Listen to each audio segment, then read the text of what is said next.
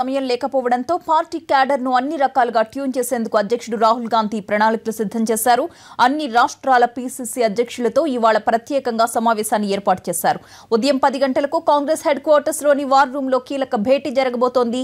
PCC అధ్యక్షులతో పాటు party senior నేతలు ఈ సమావేశంలో పాల్గొంటారు.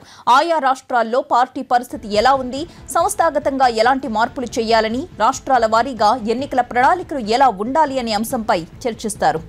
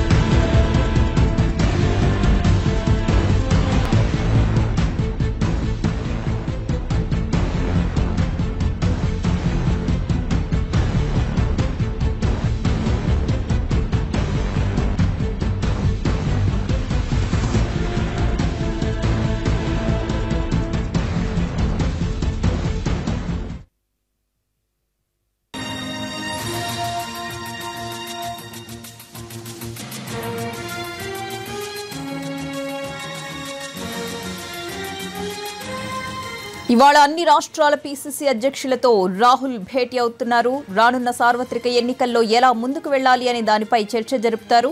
దీనికి సంబంధించిన అప్డేట్స్ అందించడానికి మా ప్రతినిధి ప్రసాద్ సిద్ధంగా ఉన్నారు. ప్రసాద్,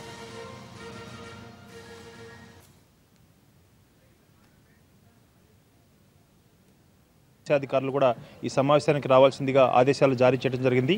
గత వారం జనరల్ సెక్రటరీలతో సహా కీలక నేతలు, అదేవిధంగా అగ్రనేతలు, సిడబ్ల్యూసీ మెంబర్సు వీరంతా కూడా కోర్ కమిటీ ఆధ్వర్యంలో, ఏకే ఆంటోనీ ఆధ్వర్యంలో ఈ సమావేశం జరిగింది.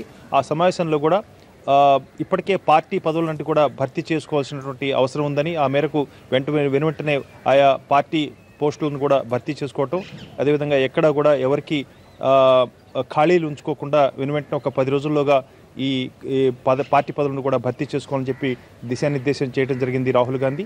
ఆ మేరకు ఇప్పటికే ఆ ప్రక్రియ ప్రారంభమైంది. ఇకపోతే బూత్ కమిటీలతో సహా శక్తి యాప్లను వీటన్నిటి కూడా మరింతగా ఉపయోగించుకొని పూర్తి స్థాయిలో సార్వత్రిక ఎన్నికలకు సర్వం సన్నద్ధం కావాలని చెప్పి గత వారం నిర్ణయం తీసుకోవడం జరిగింది.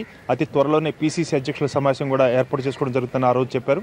ఈరోజు రాహుల్ గాంధీ అధ్యక్షతన కాంగ్రెస్ పార్టీ వ్యూహరచన కేంద్రం వార్ రూమ్లో ఈ పీసీసీ అధ్యక్షులు, కోశాధికారులంతా కూడా సమావేశం అవుతున్నారు.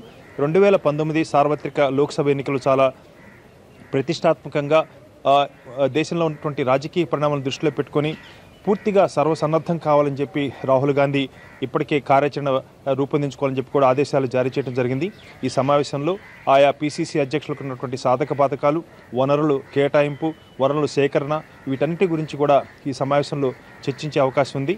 ఈ సమావేశానికి తెలంగాణ పీసీసీ అధ్యక్షుడు రాలేకపోతున్నారు. ఆయన విదేశీ పర్యటన ఉందన్న ఆయన రాలేకపోతున్నారు. కోశాధికారులు ఉన్నటువంటి గూడూరు నారాయణ రెడ్డి, అదేవిధంగా ఆంధ్రప్రదేశ్ పీసీసీ అధ్యక్షుడు రఘువీరారెడ్డి ఈ సమావేశానికి హాజరవుతున్నారు.